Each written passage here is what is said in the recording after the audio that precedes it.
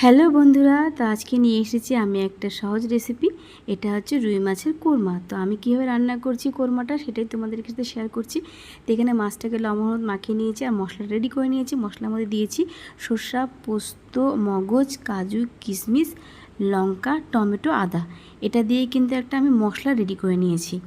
আর দেখো গ্যাসে কিন্তু কড়াইটা বসিয়ে দিয়েছি, আর কড়াইটা একটু গরম হলে কিন্তু এর মধ্যে আমি সরষের তেল দিয়ে দেবো। আর কড়াইটা দেখো আমার গরম হয়ে গেছে, তেল মধ্যে কিন্তু সরষের তেল দিয়ে রান্নাটা করছি। আর মাছটা সরষের তেল দিয়ে ভাজার পরে যে তেলটা থাকবে ওই তেলের মধ্যেই কিন্তু আমি কোরমাটা রান্না করব। আর এটা কিন্তু খুব সহজভাবে রান্নাটা করা হয়, এর মধ্যে চাইলে অনেক কিছুই দেওয়া যায়। তো আমি কিন্তু সিম্পলভাবেই করছি রান্নাটা। তো দেখো তেলটাকে না ভালো করে কড়াইয়ের চারপাশে লাগিয়ে নিচ্ছি, যাতে মাছটা দিলে আমার সেটে না যায় কড়াইয়ের মধ্যে। তো তেলটা কিন্তু দেখো গরমও হয়ে গেছে। এখন কিন্তু আমি মাছগুলো একে একে সবগুলো মাছই কিন্তু এর মধ্যে আমি ভেজে নেব। আর মাছটাকে কিন্তু খুব একটা বেশি কড়া করে ভাজবো না, মানে দুপিট মানে উল্টে টুলটে মানে একটুখানি মানে একটু হালকা লালচা লালচা হয়ে আসবে। মানে খুব একটা কড়া করব না মাছটাকে, আর বেশি কড়া করে দিলে না মাছটা মানে শক্ত হয়ে যাবে। তো তার জন্য আমি কিন্তু বেশি কড়া করে মাছটাকে ভাজবো না। তো এইভাবেই কিন্তু রান্নাটা করছি। আর আগেও একবার অনেক দিন আগে করেছিলাম, তো তার মধ্যে অনেক কিছুই দিয়েছিলাম। তো আজকে কিন্তু সহজভাবেই রান্নাটা করব আর কি। তো ভাবলাম যে করছি যখন তোমাদের সাথে একটু শেয়ার করে নিই। আর দেখো মাছটা কিন্তু আমি একবার কিন্তু উল্টে দিয়েছি, আর কিন্তু আরেকবার উল্টে পাল্টে মানে একটু হালকা লালচা লালচা করে কিন্তু মাছটাকে আমি উঠিয়ে নেব।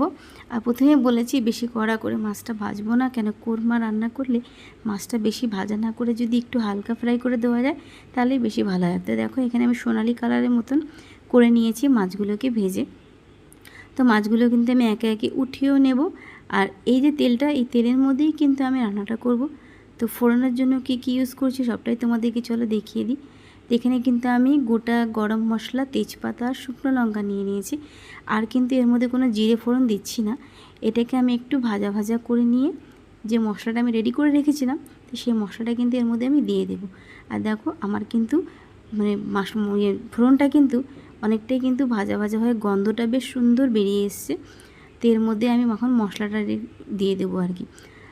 আর মশলাটা দিয়ে কিন্তু খুব একটা বেশি কিন্তু কষাবো না, কেন এই রান্নার কিন্তু মশলা বেশি কষাতে হয় না। আঁচটা স্টিম কমিয়ে রেখেছি, আমি স্টিম কমিয়েই কিন্তু রান্নাটা করছি। আর খেতে কিন্তু অসাধারণ লাগে। মানে যে কোনো মাছ দিয়ে তোমরা করতে পারো। তো আমি তো হাতের সামনে রুই মাছ ছিল, তো আমি রুই মাছ দিয়ে করছি। এটা চাইলে কেউ কাতলা দিয়েও করতে পারো, ইলিশ মাছ দিয়েও করা যায়। মানে সব রকম মাছ দিয়েই কিন্তু কোরমা রান্নাটা করা হয়। তো এখানে কিন্তু আমি সামান্য পরিমাণে হলুদ দিয়েছি আর অল্প পরিমাণে লবণ দিয়েছি। লবণটা স্বাদ মতন যে যেরকম খাও সেরকম দিয়েছি। তো এর মধ্যে কিন্তু কোনো রকম আমি চিনি ইউজ করব না, যেহেতু কাজু বাদাম দেওয়া আছে। তো এমনিতেই মিষ্টি হবে মশলাটা। তো মশলার মধ্যে এখন আমি অল্প করে একটু দই দিয়ে দেবো। দইটা অপশনাল, থাকলে দিতে পারো। আমার কাছে ছিল বলে আমি দইটা দিয়েছি। দইটা দিলে কি একটু স্বাদটা বেশি সুন্দর লাগে, তার জন্য আমি অল্প একটু দই দিয়ে দিয়েছি।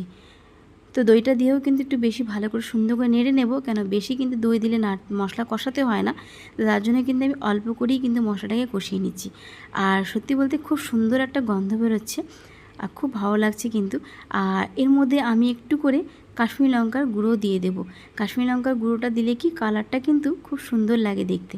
তো কালারের জন্য চাইলে কিন্তু কেউ কাশ্মীরি লঙ্কা দিতে পারো, এটাও অপশনাল, তাহলে চাইলে দিতেও পারো নাও দিতে পারো। তো আমি যেহেতু একটু দিলাম, দেখতে ভালো লাগে, তার জন্য একটু কাশ্মীরি লঙ্কার গুঁড়ো এর মধ্যে দিয়ে দিয়েছি। আর স্বাদের জন্য তুমি ঝালের জন্য আর কি, স্বাদও বলতে পারো ঝালও বলতে পারো, তার জন্য একটুখানি আমি কাঁচা লঙ্কা দিব। তো এর মধ্যে আমি একটুখানি করলাম কি গরম মশলা দিয়ে দিয়েছি, যেহেতু আমি কিন্তু গোটা গরম মশলা দিয়েছিলাম। তো এখানে অল্প গুঁড়ো গরম মশলা আমি আগের থেকেই দিয়ে দিলাম। আর দেখো মশলাটা কিন্তু আমার কষাও হয়ে যাচ্ছে আর কত সুন্দর তেলও ছেড়ে যাচ্ছে গায়ে থেকে। তা আমি এখানে একটুখানি কাঁচা লঙ্কা দিয়ে দিলাম ঝালের জন্য, মানে যে যেরকম ঝাল খেতে পারো। চাইলে কিন্তু যারা বেশি ঝাল খাও তারা আর একটু কাঁচা লঙ্কা দিতে পারো।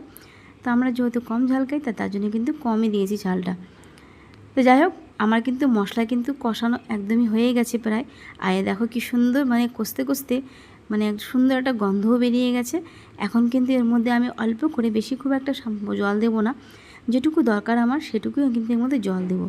আর আমার যেহেতু অল্প করে মাছটা রান্না করছি তার জন্য কিন্তু আমি অল্প করে জলটা দিচ্ছি এখানে। তো জলটা দিয়ে কিন্তু সুন্দর করে মশলাটাকে নেড়ে নেব, যাতে মশলাটা ভালোভাবে ঘেটে যায় আর কি। তারপরে কিন্তু মাছটা আমি আগে থেকেই দিয়ে দেবো, যেহেতু এর মধ্যে কোনো রকম তো আলু ইউজ করছি না, এই জন্য আমি মাছটাকে কিন্তু সাথে সাথেই দিয়ে দেবো, যাতে মশলাটা মাছের গায়ে ভালোভাবে ঢুকে যায়। তো দেখতেই পারছো আমি কিন্তু অল্প করে মাছ রান্না করছি দেখে, তার জন্য কিন্তু আমি ঝোলটা একদম অল্পই দিয়েছি জলটা, যাতে মানে গামাখা হলে আমি নামিয়ে নেব। তো আমি কিন্তু আর পরে গরম মশলা দেবো না, যেহেতু আমি গরম মশলা দিয়েই দিয়েছি। এর মধ্যে সামান্য পরিমাণ আমি অল্প লাস্টে নামানোর সময় ঘি দেবো। তো এখন কিন্তু আমি একটা ঢাকা চাপা দিয়ে রেখে দেবো, যতক্ষণ না মানে মাছের গায়ে রসটা না লেগে যায় মশলাটা সম্পূর্ণ। তার জন্য কিন্তু একটা ঢাকনা দিয়ে রেখে দেবো আর কি। আর স্টিমটা কিন্তু আমি কমিয়ে দিয়েছি। আর দেখো মাছটা কিন্তু আমার রান্না কমপ্লিট। আর আমি এখানে অল্প করে জায়ফলের গুঁড়ো দিয়ে দিচ্ছি। এটা কিন্তু দিলে কিন্তু স্বাদটা আরও দ্বিগুণ বেড়ে যাবে। তো তার জন্য অল্প করে একটু জায়ফলের গুঁড়ো দিয়ে দিলাম। আর রান্না কিন্তু আমার একদম কমপ্লিট হয়ে গেছে। এটাকে নেড়ে দিয়ে এখন এর মধ্যে অল্প করে ঘি দিয়ে কিন্তু আমি নামিয়ে নেব। আর গন্ধটা এত সুন্দর বেরিয়েছে, আর জায়ফলের গন্ধটা কিন্তু মাছের সাথে অপূর্ব লাগছে, গন্ধটা খুবই সুন্দর লাগছে। তো যাই হোক, এখানে কিন্তু সামান্য একটু ঘি দিয়ে দিচ্ছি। আর রান্না কিন্তু আমার একদম হয়ে গেছে। তো এখন আমি খুন্তি দিয়ে ভালো করে নাড়াচাড়া করে নেব, যাতে মানে মাছের গায়ে ঘিটা আর তোমার যে জায়ফলের যে গুঁড়োটা দিয়েছিলাম সেটা ভালো করে লেগে যায়। তো একটা ভালো করে খুন্তি দিয়ে আমি সুন্দর করে নেড়ে নিচ্ছি। আর এখন কিন্তু আমি একটা পাত্রে ঢেলেও নেব। তো তোমাদের কিন্তু ফাইনাল লুকটা চলো তোমাদেরকে একবার ভালো করে দেখিয়ে দিই। তো দেখো রান্না হয়ে গেছে, রান্নার পরে কেমন লাগছে চলো তোমাদেরকে দেখাই।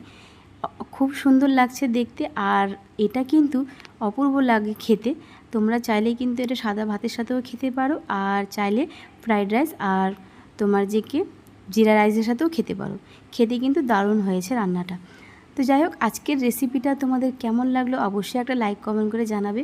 আর খুব তাড়াতাড়ি কিন্তু নতুন ভিডিও নিয়েও তোমাদের কাছে চলে আসবো। তো চলো টাটা, বাই বাই, ভালো থেকো তোমরা।